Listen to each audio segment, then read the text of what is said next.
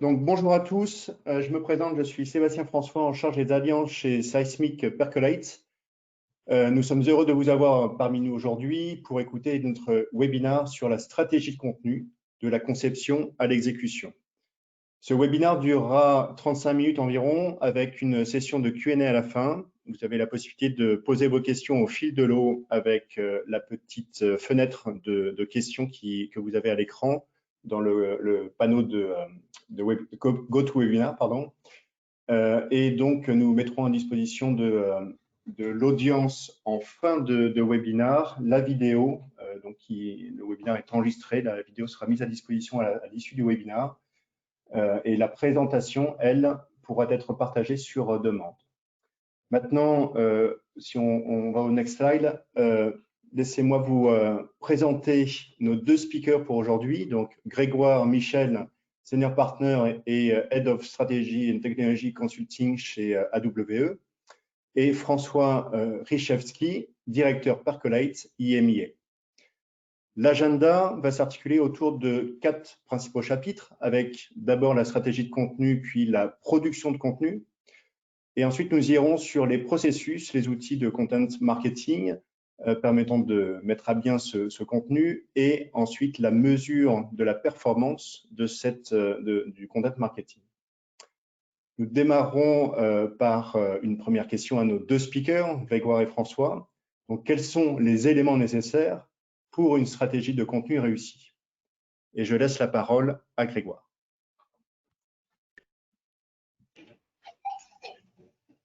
À François plutôt, mais Bonjour à toutes. Bonjour à tous et bonjour à tous. J'espère que vous m'entendez bien. Je suis François Richewski et je suis le directeur Europe de Percolate. Je vais faire une rapide présentation de Percolate avant d'attaquer dans le vif du sujet. Donc, Percolate est un éditeur américain qui propose une solution de content marketing qui permet, comme on le verra plus loin au cours de ce webinaire, de gérer le contenu marketing depuis la planification jusqu'à la distribution sur les différents canaux. Percolate a été fondé en 2011, compte des bureaux sur l'ensemble des continents, comme vous pouvez le voir, à l'exception de l'Asie. Percolate compte aujourd'hui un peu plus de 600 clients, incluant ceux présentés ici sur le slide, et représentés sur l'ensemble des marchés et les différents types d'industries. Basiquement, on pourrait dire que partout où une direction marketing est décentralisée, produit du contenu et souhaite le diffuser, on peut trouver un intérêt à une plateforme comme la nôtre. En novembre dernier, Percolate a été racheté par Seismic Software, leader sur le marché du Sales Enablement, pour logiquement compléter son offre et répondre aux enjeux croisés Sales et Marketing. Pour conclure, je préciserai qu'on retrouvera Percolate dans les différents rapports des analystes, comme le Gartner, le Sirius Decision ou encore Forrester. Et je laisse maintenant la parole à Grégoire pour une intro de la société AWE. bonjour tout le monde, donc Grégoire Michel. Et AWE, effectivement, est une agence et un cabinet de conseil à la fois.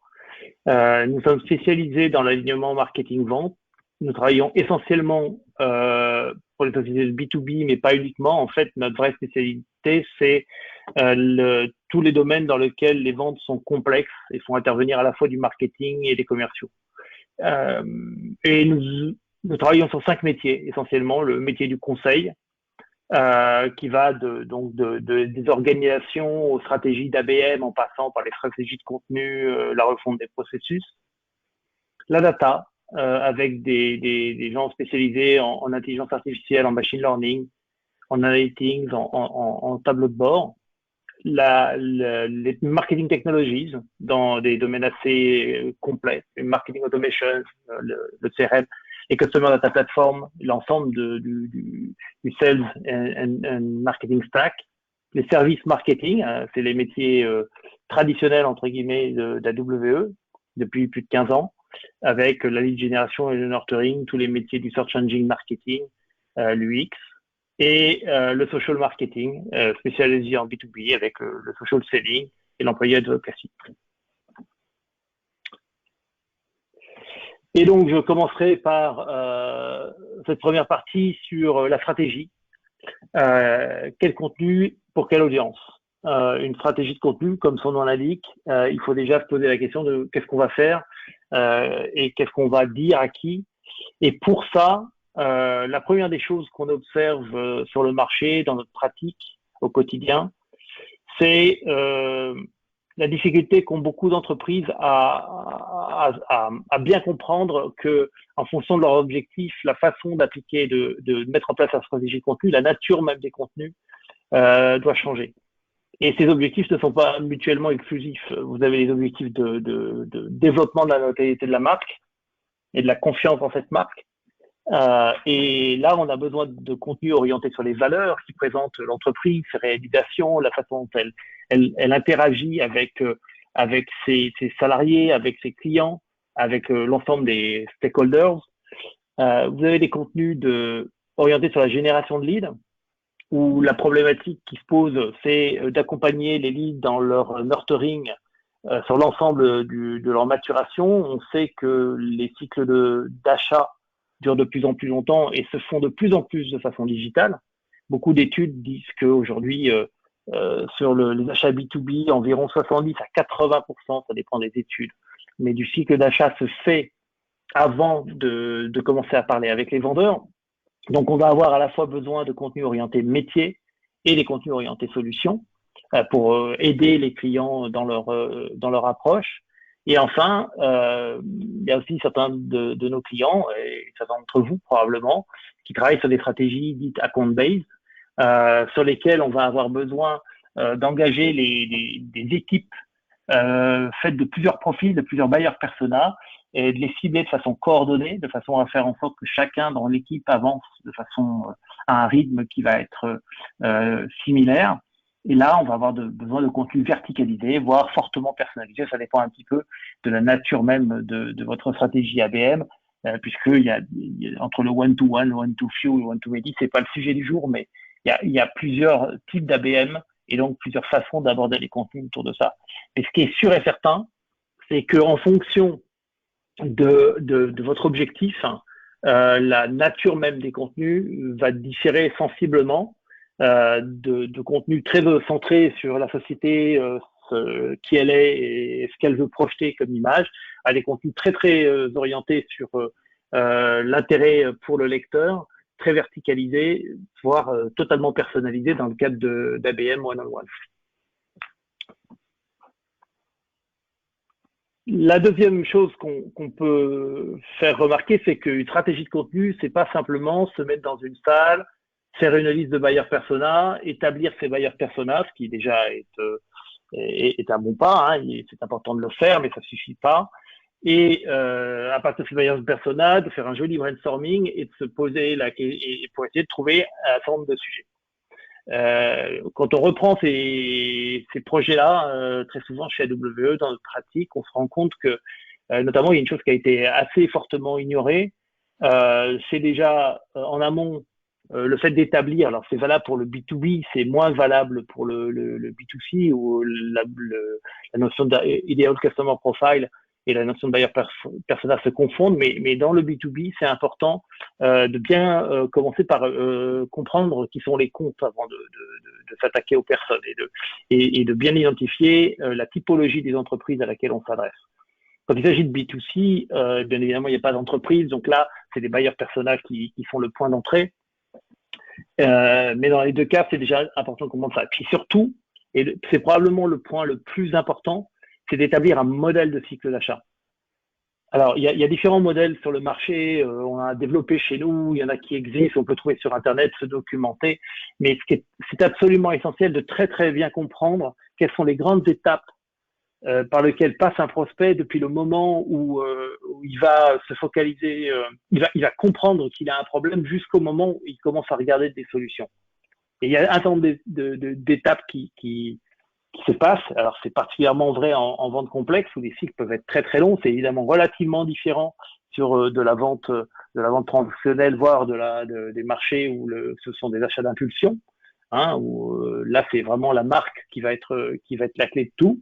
Mais à partir du moment où on est sur de l'achat un peu long, un achat qu'on appelle nous considéré, le modèle de cycle d'achat devient une composante absolument essentielle de la stratégie de contenu. Tant qu'on n'a pas fait ce modèle de cycle d'achat, On passe à côté des questions, on passe à côté de l'évolution naturelle de la pensée qui fait que le focus de vos acheteurs change au cours du temps. Il va passer d'un focus très centré sur lui-même, de son métier, à un focus où il va envisager les solutions par leur typologie, et à la fin, il va vraiment regarder plus les vendeurs dans leur individualité et dans ce qu'ils ont à proposer. Et c'est ça qui va permettre ensuite de générer des listes de topics, des listes de sujets à aborder. Grosso modo, vous pouvez toujours garder une règle de base, qui est de se dire je dois être capable d'avoir un sujet à aborder pour chaque étape du cycle d'achat et chacune de mes buyers persona. Ça, c'est une règle fondamentale de base. Et tant qu'on n'a pas ça, on n'est pas correctement équipé sur le plan des contenus. Et puis, enfin, à partir de la liste des sujets, on va pouvoir construire un plan éditorial. Ce sont des choses qui sont plus habituelles, même si on verra tout à l'heure avec François que les outils les plus récents permettent de pas mal améliorer la façon dont c'est géré. Et enfin, je dirais que j'insisterai sur une notion importante à laquelle il faut faire attention dans cette approche, c'est que il faut développer en interne et dans la façon de concevoir toute l'approche le concept de utility. Alors, c'est pas un concept qu'on a inventé, c'est un livre qui est paru il y a quelques années d'un auteur qui s'appelle Jay Baer, et qui explique que le contenu doit avoir comme priorité d'aider le lecteur et non plus simplement de faire la promotion d'une marque. En tout cas, le contenu qui sert en lead gen ou en ABM, il est indispensable de s'appuyer sur ce concept de utility.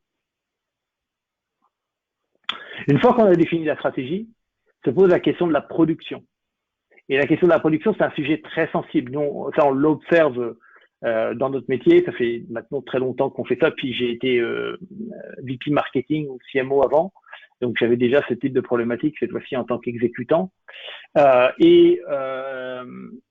qu'on sait simplement, c'est que c'est cité comme étant une des principales difficultés. C'est comment je fais pour produire en quantité suffisante avec le niveau de qualité suffisante, avec les ressources dont j'y dispose. Et c'est souvent, c'est cité comme dans toutes les enquêtes, c'est cité comme le premier frein aujourd'hui à la conception et au déploiement de marketing par les contenus. Donc il y a une véritable problématique de ce point de vue-là. Et en fait, les solutions existent. Et quand je vous dis ça, dans ma vie professionnelle de consultant, on a été amené à travailler sur des contenus pour des sociétés qui faisaient des matériaux nanotechnologiques à propriété magnétique particulière. Me demandez pas ce que ça veut dire, j'ai oublié. Mais je sais qu'on a produit des contenus pour ces gens-là et qui croyaient que c'était pas possible que des tiers produisent des contenus pour eux. On a travaillé sur des contenus à destination des soudeurs pour la société Air Liquide, etc., etc. Donc la capacité qu'on peut avoir en tant qu'externe à produire des contenus de qualité pour des gens qui ont des métiers extrêmement spécialisés est réelle. Et donc c'est cette expérience-là dont je peux vous faire part. Donc la première des choses, c'est que déjà, on peut essayer de réduire le périmètre. On n'est pas obligé de passer notre vie à produire des contenus originaux. On a chez AWE, on distingue les contenus en trois grandes catégories en fait. Il y a les contenus qu'on appelle rich content. Alors le rich content, c'est un webinaire comme celui d'aujourd'hui, c'est le livre blanc, c'est le baromètre, c'est potentiellement même une infographie. Ce sont ces contenus qui vont vous demander du temps, de l'énergie et des moyens pour reproduire. Et finalement, ces rich content, on n'a pas besoin d'une quantité absolument démentielle.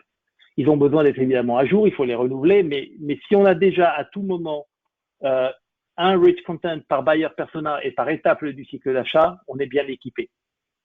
Plus, c'est bien, mais parfois c'est un peu luxueux. Et c'est plus important de s'assurer qu'on a bien couvert toute la matrice des buyer persona et des étapes du cycle d'achat avec au moins un contenu dans chaque case, plutôt que de toujours appuyer sur les mêmes endroits. On voit beaucoup d'entreprises qui ont beaucoup de contenu de haut de funnel, beaucoup de contenu de fin de cycle d'achat et rien au milieu. Et ça, c'est un vrai problème, parce que ça veut dire que vous êtes capable d'attirer des leads, de faire rentrer les gens dans vos bases de données, mais ensuite, vous n'avez plus rien à leur raconter pendant toute leur réflexion. Donc, combler cette matrice-là, c'est la base. Une fois que c'est fait, c'est pas la peine d'en rajouter. Après, ben, on va pouvoir snacker les contenus, on va pouvoir réutiliser ces contenus riches, on va pouvoir en faire des articles de blog, on va pouvoir en faire qu'on va poster sur son blog ou qu'on va poster sur LinkedIn Pulse. Grosso modo, ce qu'on recommande, c'est que pour chaque contenu riche, vous ayez 5 contenus publiés de façon accessible, de façon gratuite, sur des médias, enfin sur des vecteurs que vous détenez, owned. Et puis, pour chacun de ces contenus gratuits, ensuite, vous allez les relayer au moins 5 fois. Et c'est au moins, c'est pas maximum. En contenu paid, alors paid ou plus ou moins, hein, puisque faire des posts sur les réseaux, ça coûte rien, mais si vous faites de l'AdWords, de la bannière, etc., ça va être vos contenus de relais. Et ce qui veut dire qu'en fait, vous êtes parti d'un contenu riche et à la fin, vous avez 25 contenus poussés sur les différents médias pour ramener du monde vers vos contenus owned gratuits et à partir de là vers vos contenus riches qui sont ceux dont vous avez l'objectif que les gens les consomment. Voilà. Donc ça c'est la première étape. C'est jamais se dire que on va produire 100. Non, mais les articles de blog, on va les produire à partir des sujets. On va découper par exemple le livre blanc. On va prendre chacune des conclusions du livre blanc et on va faire un article de blog sur chacune des conclusions du livre blanc. Et ça c'est beaucoup plus rapide, ça coûte moins cher. Et ça évite de se creuser la tête à trouver des sujets qu'on n'a pas forcément en magasin. La deuxième chose qu'on peut faire, c'est la curation. Et là, alors c'est pas quelque chose qui se fait manuellement facilement, parce qu'il faut aller sourcer des contenus, il faut aller scraper le web sur des thématiques, identifier et trouver des contenus qui soient adaptés. Il faut ensuite sélectionner des contenus les plus pertinents et intéressants pour vos audiences. Donc, parce que le web, enfin les outils du marché vont ramener beaucoup de contenus, ils sont pas tous bons. Et enfin, il faut un outil qui vous permet de les partager facilement. Alors, je donne un exemple rapide, puisque c'est pas le sujet du jour non plus, mais par exemple, Scoopit est un excellent outil pour faire ça. Il y en a un certain nombre d'autres sur le marché. Mais là aussi, la curation va vous permettre, quand elle est bien faite, il faut le faire dans le respect notamment des règles SEO. Faut pas se faire du simple duplicate content sur votre site web, parce que ça, c'est assez mauvais en termes de résultats. Google déteste. Mais c'est une méthode qui coûte beaucoup moins cher que la production originale et qui va vous permettre d'avoir des impacts assez forts à la fois sur vos prospects directement, mais aussi très positifs sur le référencement de votre site. Et puis le troisième sujet, c'est où trouver des copywriters. Alors pourquoi est-ce que vous avez besoin de trouver des copywriters à l'extérieur? D'abord parce que n'oubliez pas que vos contenus, ils doivent être lus par vos prospects et pas par vos spécialistes internes. On voit beaucoup de situations dans lesquelles les gens nous disent oui, mais notre métier est tellement compliqué qu'il n'y a que nous qui pouvons écrire là-dessus. Alors, ça dépend qui doit être le lecteur. À la limite, il vaut beaucoup mieux quelqu'un dont c'est le métier de vulgariser pour écrire du contenu pour des gens qui ont besoin à la fin de comprendre ce qui est écrit. Je suis un peu caricatural, mais quand je vous reparle de ces histoires de nanotechnologie que j'évoquais tout à l'heure, c'était typiquement le problème. Le client était persuadé que tout le monde avait besoin d'un niveau de lecture qui était celui des chercheurs, de ces chercheurs. Mais c'est absolument pas le sujet. On est en train de chercher des prospects, on a besoin de parler dans un langage que les prospects peuvent comprendre. Le deuxième, c'est qu'écrire, c'est un métier. Un bon spécialiste de l'écriture, il écrit 5 à 6 fois plus vite qu'un expert, même quand cet expert est bon en français, ce qui n'est pas toujours le cas. Alors, comment faire? Eh bien, là aussi, la méthode est importante. Outsourcer la production de contenu, ça ne s'improvise pas. Il faut s'inscrire dans la durée déjà. Il faut capitaliser sur la relation que vous commencez à construire avec vos copywriters. Tout va pas être parfait du premier coup, mais normalement, si la personne est et le copywriter est de bonne qualité ou la copywriter est de bonne qualité, les choses vont s'améliorer avec le temps. C'est important justement qu'elle petit à petit, avec le temps, elle acquiert la connaissance de votre métier et petit à petit, avec le temps, du coup, la qualité de sa production va s'améliorer, à condition de lui donner ce temps. La deuxième, c'est que souvent, on voit des briefs qui sont donnés à la personne qui sont de mauvaise qualité. Alors, c'est là que la méthodologie que j'évoquais tout à l'heure rentre en ligne de compte. C'est-à-dire que si on a bien fait l'ensemble du travail de définir les bailleurs personnels, les étapes du cycle d'achat, les sujets, les pourquoi ces sujets sont importants, etc., on va avoir beaucoup de matière à lui donner et ça va considérablement faciliter son travail à la personne qui écrit. Il faut mettre à sa disposition les spécialistes qu'elle pourra interviewer. Donc, du coup, ça libère pas complètement vos spécialistes en interne du sujet, Mais à la place d'écrire, ils vont être interviewés par quelqu'un qui va écrire à leur place et ils devront relire. Et enfin, le sujet de la supervision de ces copywriters et du contrôle qualité est important. C'est-à-dire que vous ne pouvez pas juste laisser les clés de votre production de contenu à des tiers. Il faut être capable de surveiller ce qu'ils font, de prendre le temps de relire, de prendre le temps de leur faire un feedback, prendre le temps de revenir vers eux, de corriger ce qui a besoin de l'être, et le faire sans état d'âme. Ça a besoin d'être fait et de façon rigoureuse, parce que c'est que comme ça que votre copywriter, en plus, va petit à petit améliorer la qualité de ce qu'il ou elle produit. Sur ce, je vais laisser la parole à François sur la partie des processus et des outils. François. Merci Grégoire.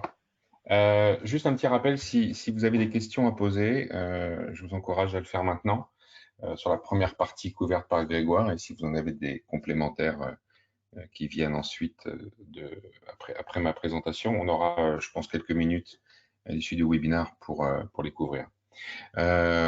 Donc, je vais aborder la partie processus et outils, comme l'indiquait Grégoire, et pour reboucler sur ce que Grégoire vient de dire, si on peut bouger sur le slide suivant.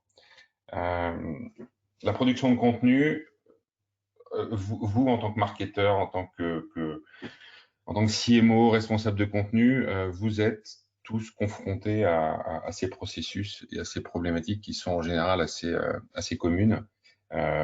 Vous avez du contenu à produire, vous avez du contenu qui doit être validé. Est-ce que cette validation, elle s'applique à tous vos canaux? Est-ce que c'est une validation qui s'applique sur certaines marques seulement? Dans quel pays? Si vous avez des contraintes également à ce niveau-là. Si vous produisez un contenu de temps en temps, je pense que le processus est relativement simple, mais si vous avez une masse importante de contenu à produire, on est sur une problématique complètement différente. Différente parce que gérer du contenu, le produire et le snacker, dans certains cas, peut avoir un impact significatif sur votre organisation. C'est un impact qu'on peut considérer non pas linéaire, mais plutôt exponentiel. Si vous avez par exemple 10 contenus produits et que vous rencontrez, je dirais, par exemple 10% de difficultés à le produire, quand vous allez produire 100 pièces de contenu, 100 campagnes, ou 1000 pièces de contenu, 1000 campagnes, ce sera pas 10%, ce sera peut-être 15, ce sera peut-être 20. La complexité va augmenter. Et c'est sans doute dans ces situations-là, quand vous avez besoin d'optimiser la gestion, d'optimiser la production, la diffusion et la validation, qu'une solution de content marketing peut certainement faire du sens, en fait. Tu peux passer sur le slide suivant.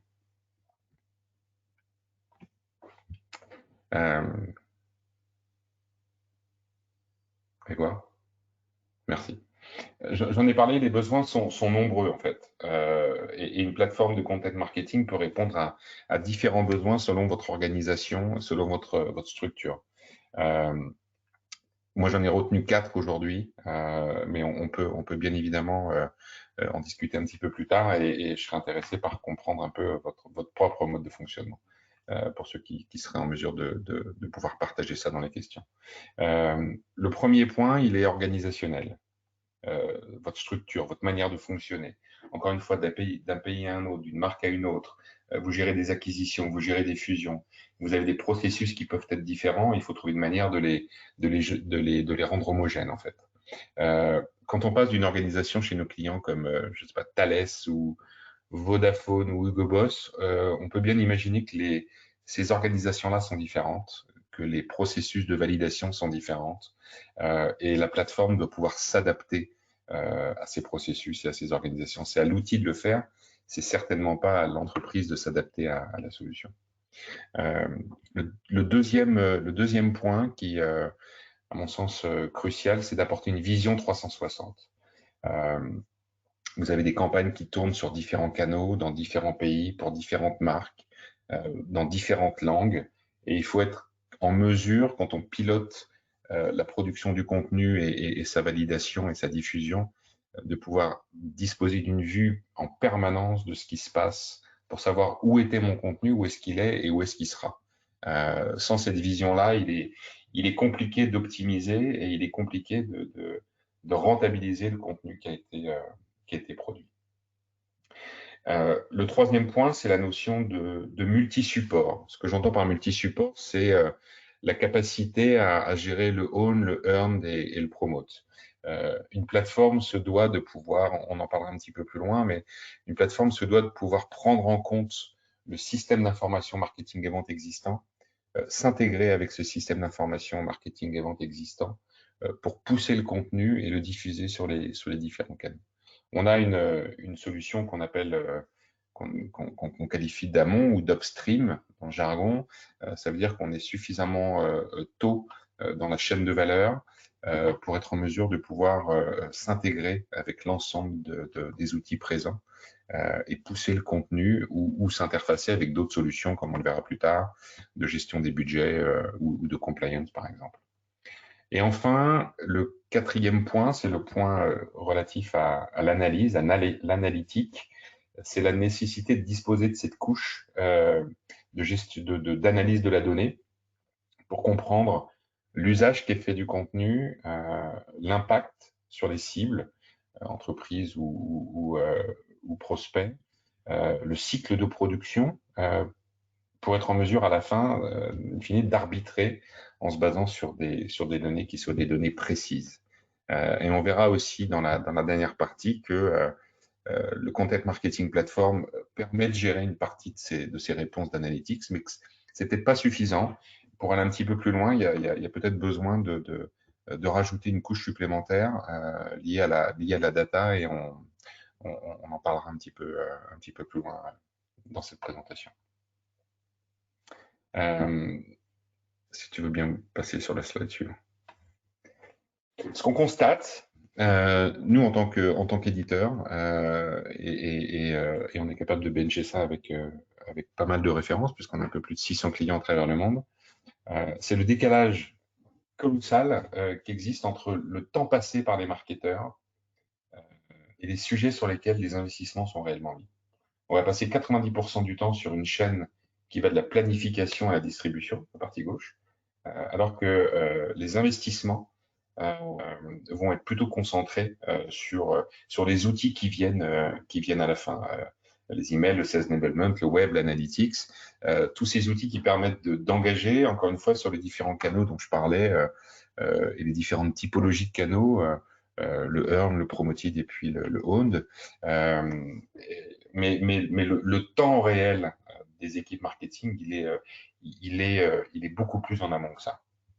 Et on l'illustre bien sur le slide suivant. Une plateforme de content marketing va permettre de couvrir de bout en bout la chaîne de valeur qui démarre de la gauche, là, de la stratégie, jusqu'à la droite, l'analyse. Ça n'a de sens que si la plateforme est en mesure de pouvoir s'intégrer et interagir avec le SI marketing et vente existant. On a des solutions de gestion de budget, des solutions de gestion des assets. Ici, on l'illustre avec Adobe Experience Manager, des solutions de compliance, évidemment les canaux de diffusion que sont mon site internet, ma plateforme d'email marketing, Salesforce Marketing ou Marketo par exemple. Évidemment le Sales Enablement avec Seismic ou d'autres. Ma solution de marketing automation, les réseaux sociaux. Mais si on n'a pas une capacité d'intégration forte avec l'ensemble de ces systèmes, la solution de content marketing apporte finalement peu de valeur. Je vais passer à la dernière partie de ce webinaire. Il est 11h30, il me reste encore à peu près 5 minutes avant qu'on puisse passer aux questions-réponses. Et cette dernière partie, juste avant de passer sur la dernière partie, pardon, je vais juste rappeler un point important qui sont les bénéfices de la plateforme. Ils sont beaucoup, on peut en attendre beaucoup d'une plateforme de content marketing. Moi, j'en ai retenu 3 qui sont, entre autres, les KPI et les bénéfices retenus par Forrester dans une étude sortie récemment. Le premier, c'est que on peut réduire de 10% ou optimiser de 10% le gain passer à produire du contenu. Encore une fois, produire 10% sur 10 pièces de contenu, c'est pas énorme. 10% quand on en produit 100, quand on en produit 1000, quand on est obligé de le dupliquer, de le réutiliser, de le coordonner, ça commence à faire une économie très très importante. Le deuxième bénéfice qu'on peut attendre, il est lié directement aux aspects quasiment purement administratifs des tâches liées à la gestion du contenu. Et Forrester l'estime à en moyenne 3 heures par personne et par semaine. Encore une fois, une personne individuelle dans un bureau versus des équipes marketing éclatées à travers le pays, à travers l'Europe ou à travers le monde, ça peut aussi conduire à une économie significative ou un bénéfice financier significatif. Et du coup, ça nous amène à cette troisième métrique qui est qu'en moyenne, un investissement d'une plateforme de content marketing est rentabilisé en moyenne après 6 mois. Encore une fois, tout dépend de la taille de l'équipe, tout dépend de l'organisation, tout dépend de la complexité du contenu qui va être produit en interne, en externe et ensuite diffusé. Mais c'est ce qu'on peut attendre en effet en moyenne de la mise en œuvre d'une solution. Alors, on va passer maintenant à la partie 4, qui est la dernière partie de ce webinaire avant de passer aux questions, qui est la mesure des données, les outils disponibles, ou si on le dit autrement, le quoi et le comment. Alors, le quoi, c'est tout d'abord avec une plateforme de content marketing, c'est qu'est-ce qu'on mesure? J'ai envie de dire que tout ce qui transite via la plateforme peut être mesuré puisque la donnée est présente, en fait. Donc, c'est le statut de mes campagnes. Est-ce que je suis on track ou off track? Ça veut dire, est-ce que dans mon planning de validation du contenu, entre le moment où je le produis, entre le moment où je travaille sur l'editing, entre le moment où je demande à mes agences de travailler sur la mise en page, est-ce que je suis dans les clous pour sortir ma campagne à temps? Et j'ai des données qui me permettent d'analyser tout ça. J'ai des plannings de production de contenu à ma disposition et j'ai par conséquent des rapports qui me permettent de savoir si je vais être capable de diffuser mon contenu dans les temps. Le statut de mes campagnes aussi. Où est-ce que j'en suis dans le timing? Est-ce que mon contenu met plus ou moins de temps à être produit? Encore une fois, à partir du moment où ma plateforme est disponible en interne, mais aussi mis à disposition de mes agences, j'ai la possibilité de monitorer à la fois l'interne et l'externe. Est-ce que mon contenu contribue d'une certaine manière à la création du pipe et des ventes? Tout ça, bien entendu, décliné sur la géographie, les marques, le pays, encore une fois, en s'alignant et en s'adossant sur l'organisation même de l'entreprise. C'est des indicateurs qui permettent un pilotage très fin, que ce soit à la fois au niveau opérationnel, mais aussi au niveau le plus stratégique qui soit pour prendre les bonnes décisions. Ensuite, comment ça se mesure? La mesure, enfin la plateforme de content marketing, elle va s'appuyer sur des métadonnées. C'est sur le slide suivant. Sur le contenu et sur les métadonnées. C'est des informations qui vont permettre, comme je disais avant, de tout savoir sur le processus de création, la diffusion, l'ensemble de la chaîne de valeur qui a été présentée un petit peu plus tôt.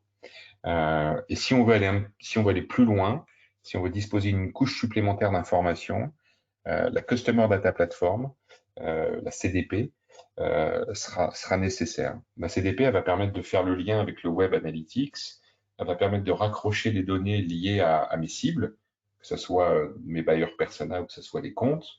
Elle va pouvoir évidemment faire le lien avec les ventes, mais tout ça, ça n'a de sens et ça n'est pertinent que si les données de contenu et les métadatas de la CMP sont intégrés à la Customer Data Platform.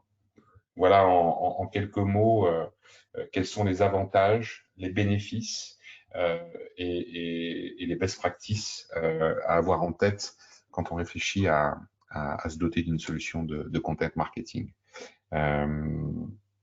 J'en ai fini avec la présentation. On est arrivé au bout. J'espère que le contenu vous aura intéressé. Vous pourrez, comme le disait Sébastien, accéder à l'enregistrement de ce webinaire ou nous contacter directement, Grégoire et moi-même, si vous le souhaitez. Je vais maintenant redonner la parole à Sébastien qui a dû récupérer quelques-unes de vos questions. Merci. Oui, merci beaucoup François, merci Grégoire. Alors oui, il y a eu quelques questions pendant que vous parliez, messieurs. Il y a une première question que je vais évoquer, c'est comment le content marketing a évolué au travers du temps. C'est pour moi? Ouais. Je ne sais pas si on peut vraiment parler d'évolution. Mais il y a sûrement une nécessité d'aller plus loin dans l'automatisation des campagnes qui sont poussées sur les canaux, parce que les canaux deviennent de plus en plus nombreux. On va créer du contenu, on va le préparer, on va l'envoyer par email, on va le publier sur un site web ou sur des réseaux sociaux. Et le plus de canaux on a à notre disposition, le plus de contenu on doit préparer, orchestrer, revoir, évaluer. Donc logiquement, je pense que pour permettre aux équipes de rester focalisées sur ce qui apporte vraiment de la valeur, on va se doter d'une solution de content marketing. Parce que ça va permettre d'assurer une large partie des tâches automatisables, en fait. L'idée, c'est de remettre les ressources là où elles apportent de la valeur, sur le contenu lui-même, sur la stratégie, comme le disait Grégoire, et la rédaction, et sur l'alignement avec les ventes. Certainement pas sur toutes les tâches qui sont très, très chronophages. C'est en ce sens-là que je pense que le content marketing a énormément évolué. Très bien, merci François. Une question peut-être pour Grégoire. François, tu as parlé de la notion de own, earned, promoted et paid. Est-ce qu'on peut détailler un petit peu plus ces concepts-là? Oui, alors, effectivement, on a parlé de ça. Ça caractérise, c'est une façon de caractériser les différentes plateformes sur lesquelles le contenu est poussé. Donc, le own, c'est les plateformes que vous maîtrisez, qui vous appartiennent. Alors, ça va évidemment votre site web, évidemment votre blog, mais également vos comptes personnels et les comptes de votre entreprise sur les différents réseaux sociaux. Le earn, à l'autre extrémité, il y a le pay. Le pay, c'est celui pour lequel vous devez payer pour que votre contenu soit affiché. Alors, c'est les sites qui affichent des bannières, c'est les campagnes AdWords, LinkedIn, c'est ce genre de choses. C'est aussi potentiellement les sites qui vont reprendre vos contenus moyennant finance ou dans un échange de marchandises parfois, mais c'est le principe. Et puis enfin, entre les deux, vous avez le earn. Le earn, c'est toutes les fois où votre contenu est relayé par d'autres sans que vous ayez eu besoin de les payer, mais simplement parce qu'ils ont jugé que la qualité du contenu était suffisante pour qu'eux-mêmes relaient ce contenu et quelque part y ajoutent à leur crédibilité. Donc, c'est tous les tweets, les partages, les reposts sur les réseaux sociaux, etc., etc. D'accord, merci beaucoup Grégoire. Du coup, comme tu viens de répondre à une question, j'en ai une autre là, qui est à la notion ou à l'aspect de curation. Curation. Et si tu peux revenir également sur cette terminologie-là. Oui, alors le terme de curation, ça consiste finalement à republier du contenu produit par d'autres en l'augmentant.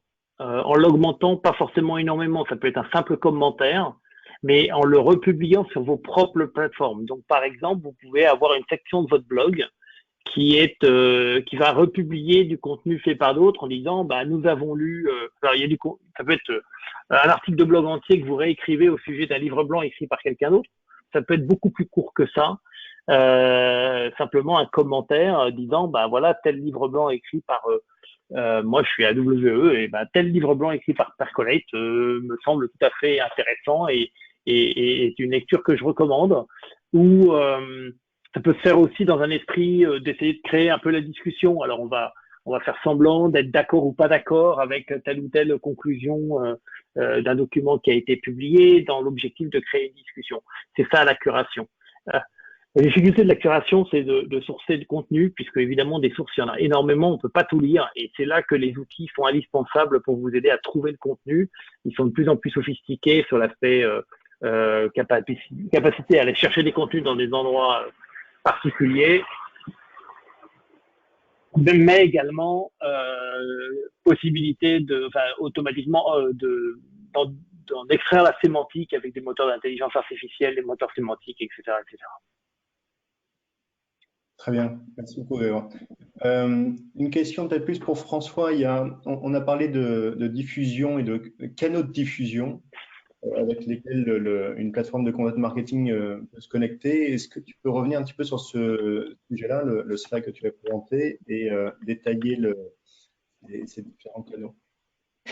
Oui, Grégoire en a parlé un peu sur la question précédente. On a des catégories qui sont les catégories Own, Earn, Paid ou Promoted. Et dans ces catégories, on va retrouver des canaux qui sont le blog, la chaîne YouTube, les pages, les sites internet, des solutions d'email marketing, le sales enablement. Et comme la plateforme de content se place, comme je disais, en amont des canaux, on peut imaginer gérer et diffuser le contenu sur tous les canaux disponibles, à condition de pouvoir s'intégrer avec. Il n'y a pas de limite à part la créativité. Je vais donner un exemple pour illustrer ça. On travaille avec une marque de prêt-à-porter allemande qui utilise Percolate pour gérer la coordination et la mise en place de ses affiches et de ses supports publicitaires dans ses 450 magasins à travers le monde. Donc la PLV, quelque part, devient un canal, ou le magasin devient un canal. Tout ce qui permet de diffuser le contenu ou de l'imprimer, on peut aller jusqu'au web to print, peut être considéré comme un canal de diffusion. D'accord. Merci François. Une autre question sur les aspects budgétaires et donc de quel budget prévoir en fait pour une stratégie de contenu. Est-ce que on peut évoquer un exemple, illustrer par un exemple?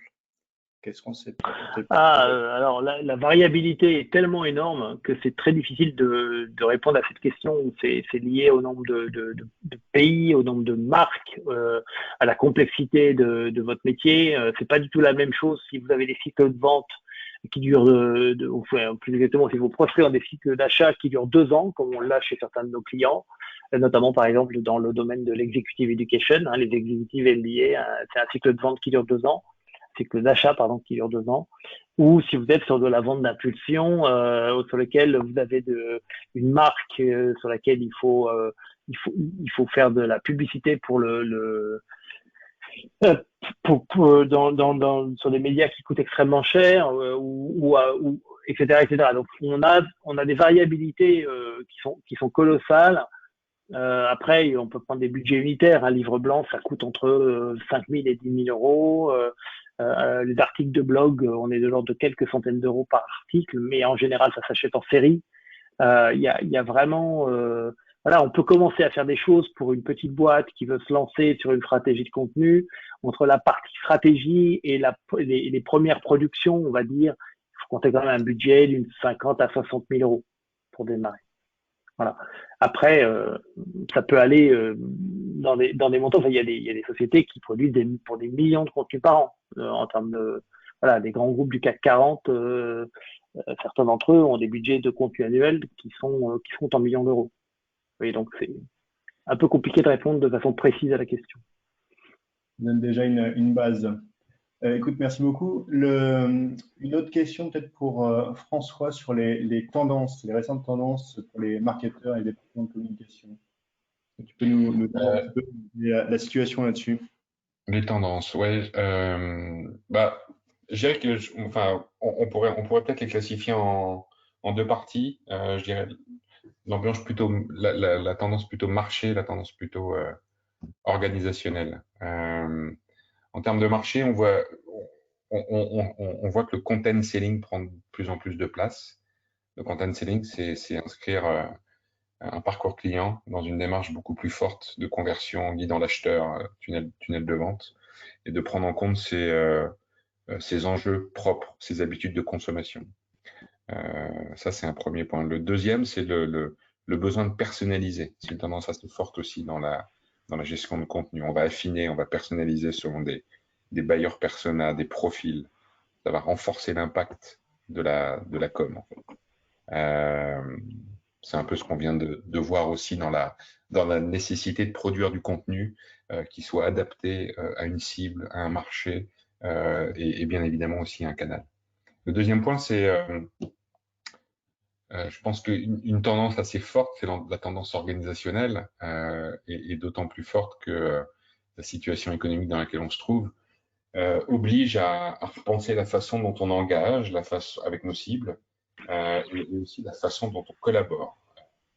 On devient forcément plus digital, on travaille à distance et j'ai une autre question, moi, c'est comment une organisation qui est décentralisée, où la majeure partie des gens sont en télétravail, comment l'organisation peut continuer à travailler si on remet ça dans la perspective de la stratégie de contenu, sur une stratégie de contenu qui soit efficace, qui nécessite du partage, qui nécessite de l'alignement, qui nécessite de la coordination. C'est entre autres, et encore une fois, à plus forte raison dans la période où on est aujourd'hui, ce qu'une plateforme de content permet d'adresser, à mon avis. D'accord. Très bien. Merci beaucoup, François Grégoire. Bon, il y a quelques autres questions, mais on les traitera hors ligne pour respecter le temps du webinaire. Nous permettrons de recontacter les personnes qui ont posé la question. Écoutez, je vous remercie tous, on vous remercie tous pour votre attention tout au long de ce webinaire. Pour rappel, la vidéo, donc l'enregistrement du webinaire sera mis à disposition de l'audience. Et aussi, nous tenons bien sûr à votre disposition pour répondre à vos questions et nous ne manquerons pas de revenir vers vous avec des propositions de discussion plus approfondies sur le sujet. On espère que le webinaire vous a intéressé. On vous souhaite une très belle journée et à bientôt sur de nouvelles thématiques avec AWE et Percolate. Merci à tous. Au revoir tout le monde. Merci à tous. Bonne journée. Et merci tout le monde.